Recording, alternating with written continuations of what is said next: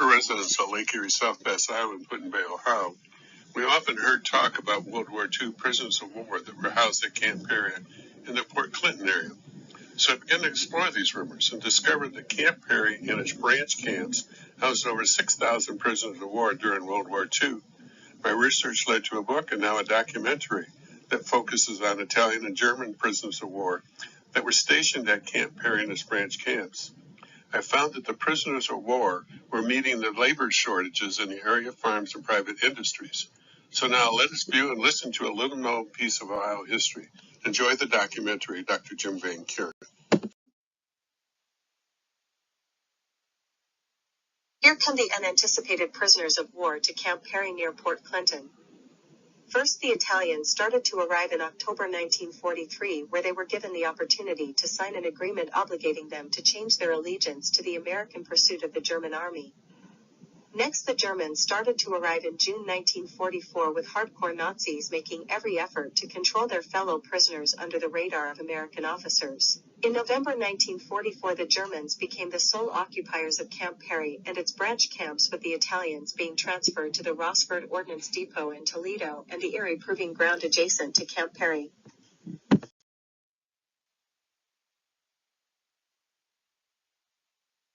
The United States started to receive prisoners of war in May 1942 when 32 Germans and 1 Japanese prisoner arrived. By May 1945, there were 425,871 prisoners of war housed in 511 base camps and 175 branch camps in every state except Montana, Nevada, and North Dakota. The influx of the prisoners of war caught the U.S. military officials unprepared to accommodate the number of inmates.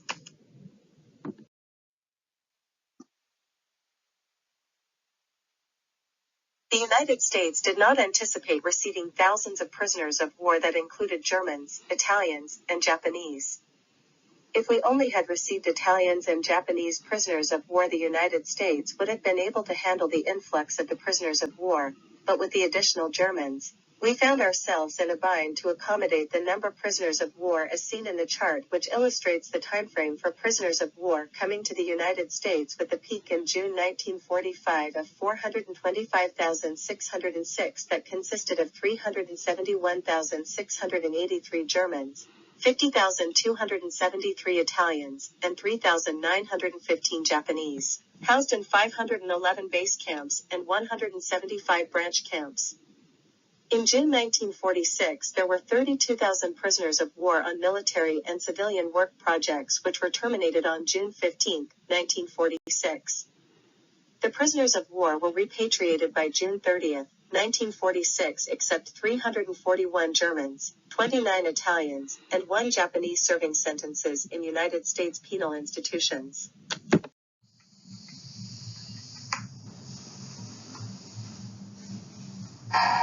In the latter days of World War II, the Allies were racking up victories.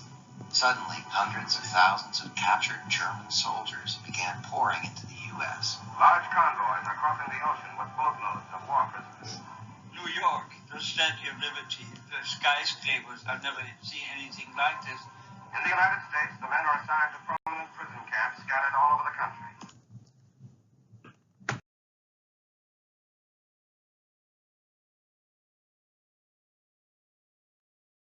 Commissioned officers in accordance with the Geneva Convention, did not have to work and received $20 to $40 per month based on rank. Enlisted prisoners of war received $3 per month plus worked 8 hours a day. Selected. When the prisoners of war reached the United States, they would undergo a rigid interrogation and review process before they were sent to their permanent prisoner of war camp.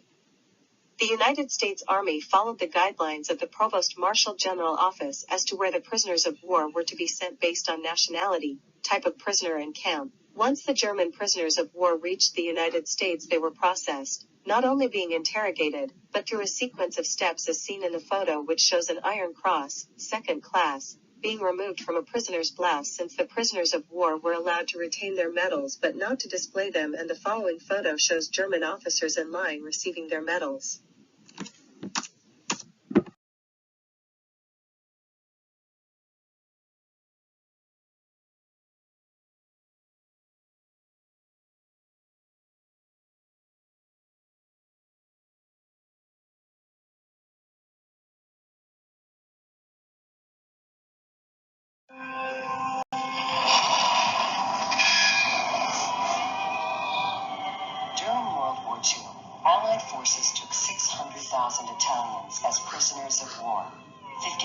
miles and were brought to the United States. When we left there, we don't know where we were going. We only saw America when we arrived. I saw America and said, this is another world. They were only young men when the war made them soldiers. They left their homes and their families behind, never imagining the future that awaited them. You know me, untold, but America gave it to me. Well, I had volunteered for the Africa Corps, which was a better chance than going to Russia. I was sent to Tunisia, which was a former French colony. See, I was drafted in the Army to be a guard. That's what we were trained for from the time I went in till they busted us up.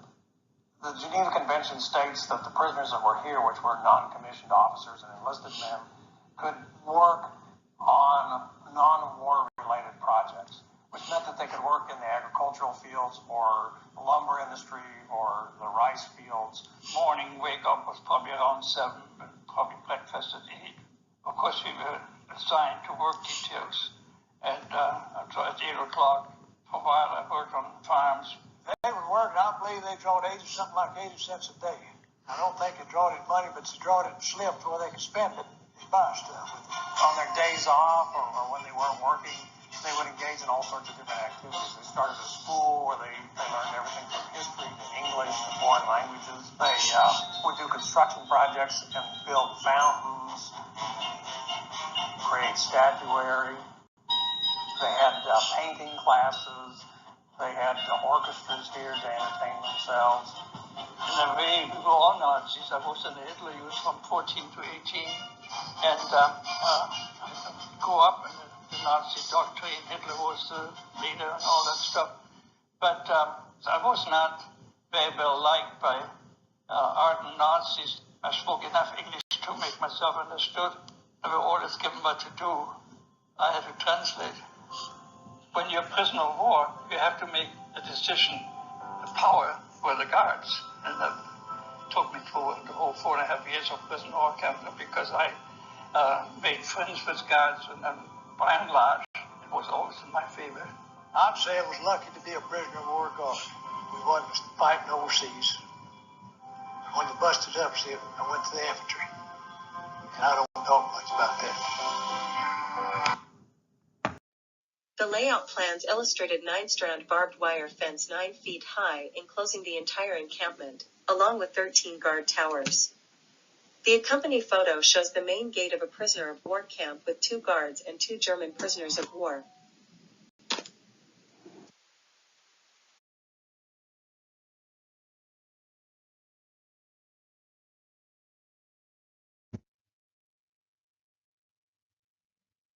The photo shows that the guard towers be 8 feet by 8 feet to allow for a machine gun, with the floor level being 8 feet above grade or a height that allowed for a clear vision of the fenced-in camp compound.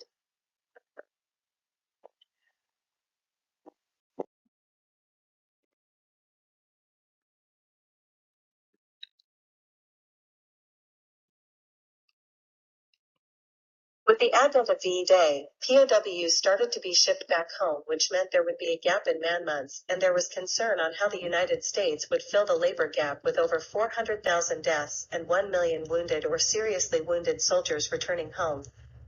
Most concern were from the farmers who were losing cheap labor and not knowing how many local men would be returning home and would be able to work.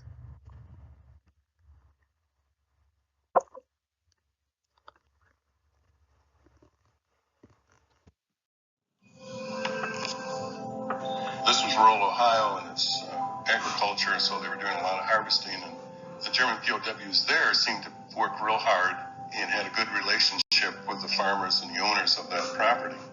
And they were very positive about the POWs. Came across one person who had said in 1970 she had gone to Germany to visit and was doing a tour, and the tour guide mentioned that he had been a POW in the United States, and she said, well, I'm from Cleveland, Ohio, and he said, well, you know, I was really treated fairly at Camp Perry, and he said, I really have pleasant memories. Well, I think the pleasant memories stem from the fact they were fed well, they were clothed well, and they had the opportunity to get out of the camp and work. So it's really contrary to what RGIs experienced in Europe and in Japan.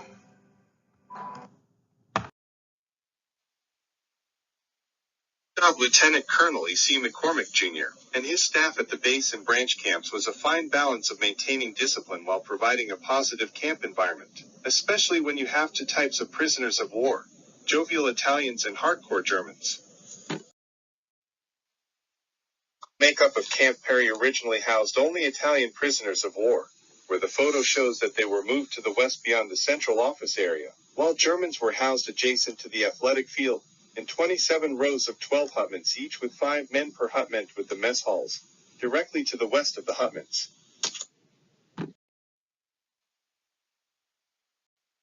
The Camp Perry hutments were winterized with wood-burning stoves, had double walls and double-paned windows that housed 5 prisoners of war in a 256-square-foot area.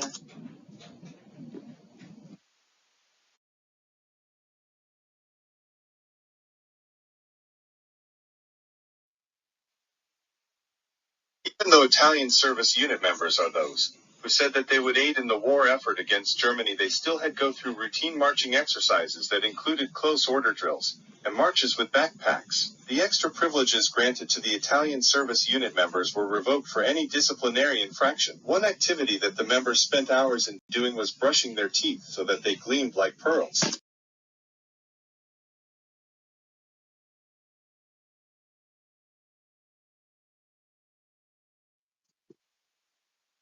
Candace York, she remembers the Germans prisoners of war from Camp Perry on their farm during World War II. She said that Mom made extra food for them and talked to them to try to make them feel at home. They used to sing while they worked on our farm. One of the songs was Lily Marlene. Her mother's name was Lily Ann.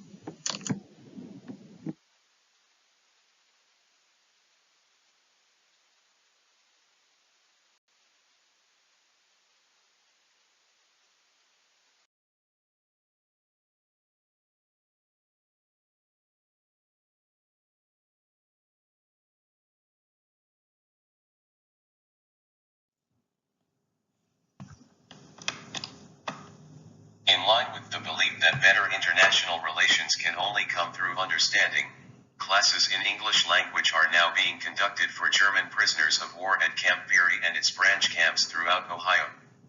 Attendance is on a voluntary basis and classes are soon to be enlarged to include as high as 60% of the prisoners. In addition to English, classes have been set up in American history with a prelude in the study and understanding of the American Constitution, in the social sciences as pertains to the way they are practiced in Western civilization, and in the economic geography of America. The education program is one based on simple truths, which is something that, in part, has been missing in the German educational system during the past 12 years. Through this program, Army officials believe the German prisoner of war will come to realize the industrial might and indomitable spirit of the people of the United States of America. There are large numbers of German prisoners of war in the U.S. who will be repatriated someday, and upon their return to Germany will naturally have a part to play in the Reformation Germany. Their opinions concerning America may determine, in a large measure, future relations between Germany and the United States. With this in mind, the German prisoners of war, under the control of Camp Peary and its branch camps at Cleveland, Columbus, Bowling Green, Defiance, Marion, Cambridge, are now afforded the opportunity to grasp a better understanding of America and its institutions. In this way, there will be created voluntary responses on the part of the German prisoners of war which will encourage an attitude of respect on their part for American institutions, traditions, and ways of life and thought.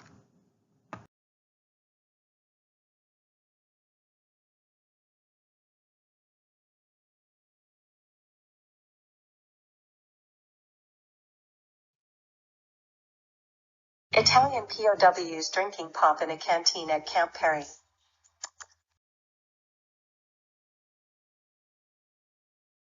Canteens had display cases with rings and watches where POWs had coupon books and used coupons to buy items in the canteens. Each prisoner of war was allowed 5 cigarettes a day and 1 bottle of alcohol per man per day.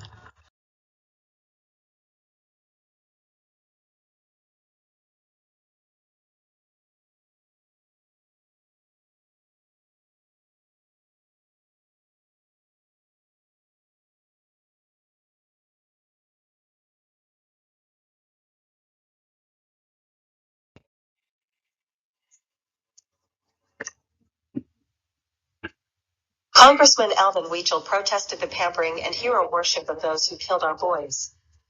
It is an insult to the fathers and mothers who gave their sons to the war effort.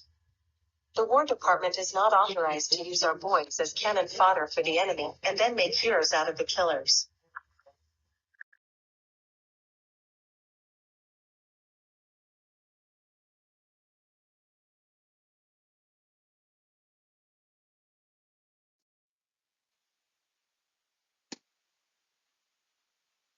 A favorite of the Italians was coffee soup, a mixture of coffee, milk, cream, and bread that formed a soupy substance relished by the prisoners of war. Another Italian specialty, of course, was spaghetti.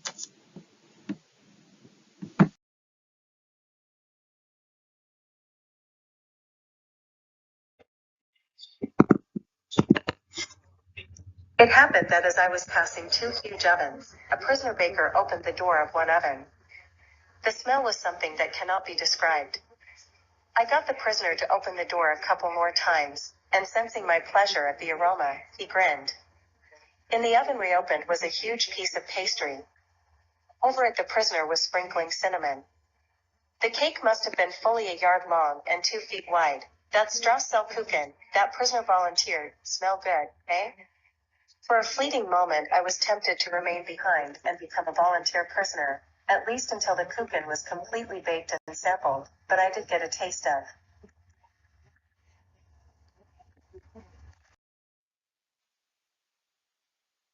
The newsman found that 3.2 beer was sold at 10 cents per bottle, Coke at 4 cents, cigarettes, they were called spuds, selling at 14 cents, and the New York Times was offered for sale at 4 cents weekdays and 14 cents for Sunday editions. The prisoners apparently don't like American 3.2 beer, it being too light. An enormous amount of Coke is consumed, that product under the same name being also popular in Germany. Profits from the stockade canteens go to benefit the prisoners of war. Mitchell was one of the most famous reporters in America. He spoke like he was on the telegram. Washington, do you want me to? I will have orders. Who outside? Why would it come down? And he spoke in this funny nasal voice. Oh my God, that's exactly what it sounds like. A radio dispatch from France. So in any case, when he finds out about the Nazi POW program, Walter Winchell just starts to rant about it. The United States Army caters to the Nazis as though they were kings. They get more food than our soldiers get. Ponies, radios, luxuries, and all sorts of leniency beyond imagination. And he would do this week after week. We conquerors over here won't have any Nazis to capture and fatten up on steaks, butter, ham, and bacon, or chopped chicken liver. People start writing articles in the New York Times, the Chicago Tribune, the Boston Globe. Citizens start flooding the War Department with letters. I know, sir, that your YMCA War Prisoners Aid does all it can to make Nazi war prisoners over here comfortable. And in the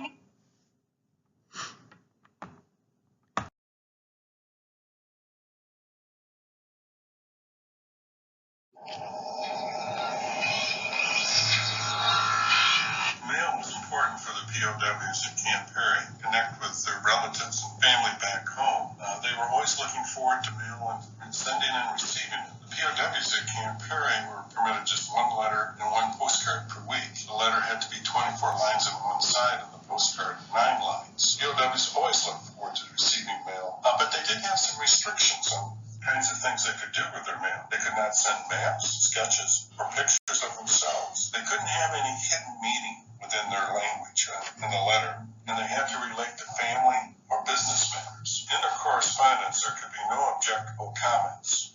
The prisoners of war were told that certain comments were prohibited in their correspondence. They were, I can write only once a week. We're not permitted to register a complaint. I can only write to close relatives. This is the 7th letter I've written to you from here. You're not permitted to send any photographs.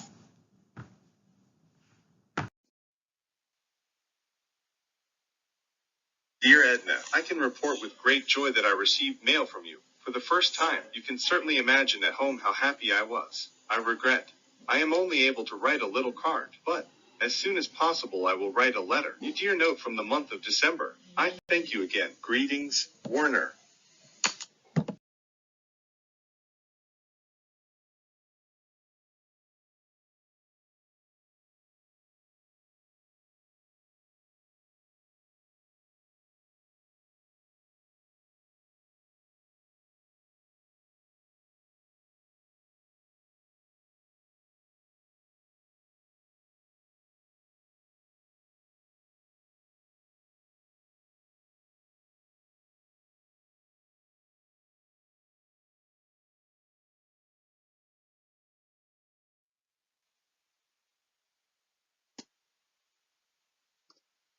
This 1944 date hut was established whereby guests were entertained by ISU members. A cafeteria, recreation hall and reception hall was available, plus rooms furnished as close to home as possible. There were 3 smaller rooms for entertaining 1 to 2 guests.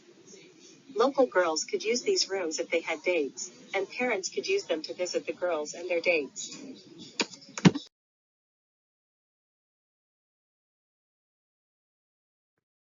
Italian prisoners of war, after leaving Camp Perry, worked with civilians on ordnance at the adjacent Erie Proving Ground, including repairing 70% of the large guns used in the war effort. The Erie Proving Ground employed over 5,000 people, including the prisoners of war. The civilians were housed in dormitories on site, and in government provided prefabricated houses in a development called Erie Gardens in Port Clinton.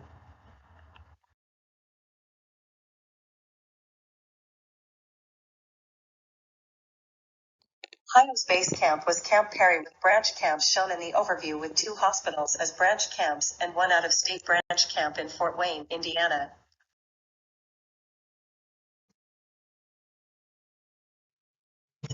The location of the POW camps in Ohio. Most of the camps were in agricultural and small industrial areas, with agriculture having the largest workforce. General Hospital, military hospital, was dedicated on April 21, 1944, 153 acres/100 buildings, and treated over 15,000 wounded soldiers.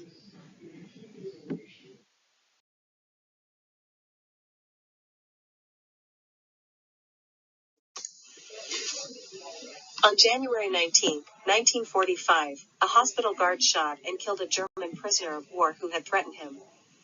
The guard lost his balance on the icy ground and was rushed by the prisoner he shot. The guard went through a court-martial proceeding and was found not guilty.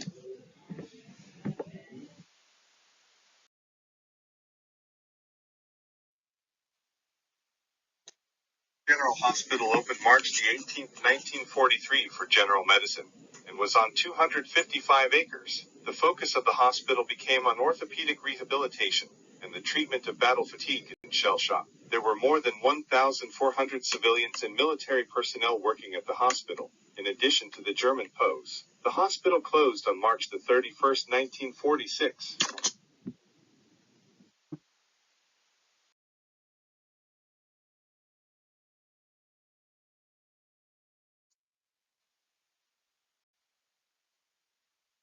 AUFAU Camp Perry newspaper was established to communicate to the German prisoners of war camp announcements about religious service times, scores of soccer, chess, and table tennis matches, musical events, movie schedules, puzzle corner, humor page, plus of reflection sections of poems, short stories, POW corner, and editorials repudiating Nazism.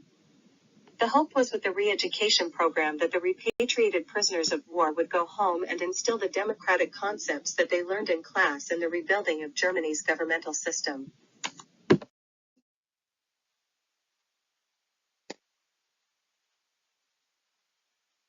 Nazi groups within the camps tried to prevent the distribution of the Der RUF newspaper, as is witnessed in signs posted at Camp Perry in March 1945 that read, when translated, "Do Americans believe they can force upon us a newspaper of traitors and deserters? All of you know by now Der RUF. Shall we allow the Cologne and Trier to mock us? Do they want to tell us that we must regain our lost honor? Boycott this shameful newspaper. Washington wants to make an experiment of us. New York Times. But our honor means faith, our belief of Germany. Now more than ever."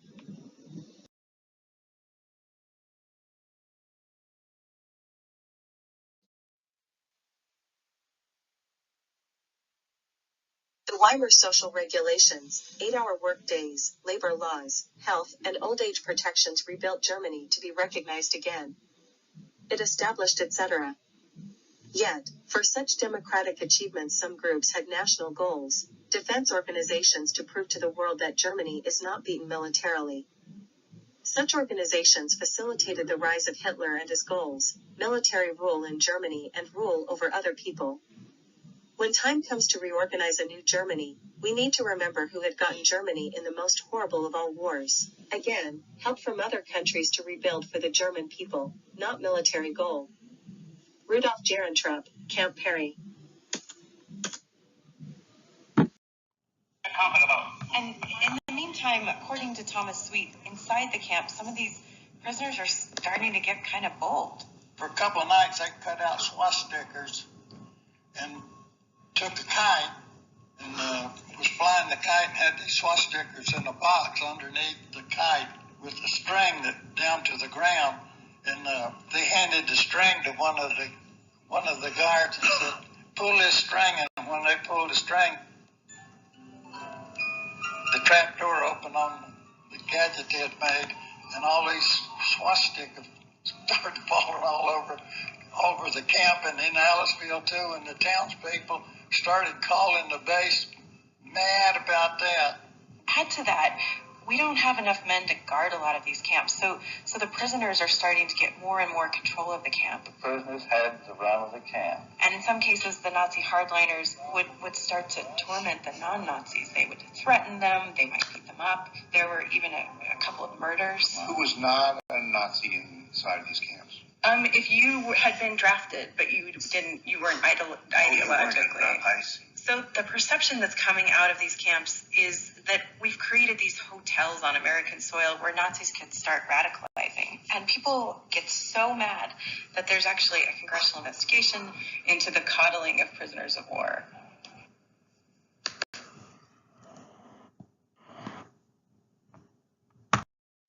The story that was seemingly buried beneath the surface about Camp Perry and its branch camps was that some of the prisoner of war camps were significantly contaminated with high levels of toxic waste. It has been revealed that the River Valley Local School District, in Marion County, that the school district unknowing built on old burn pits and toxic waste dumps that were left behind at Branch Camp Marion and the former Marion Engineer Depot grounds and perhaps from Scioto Ordnance Plant, where debris was transported and dumped on the depot side, which may have led to the high cancer rates of the school district students.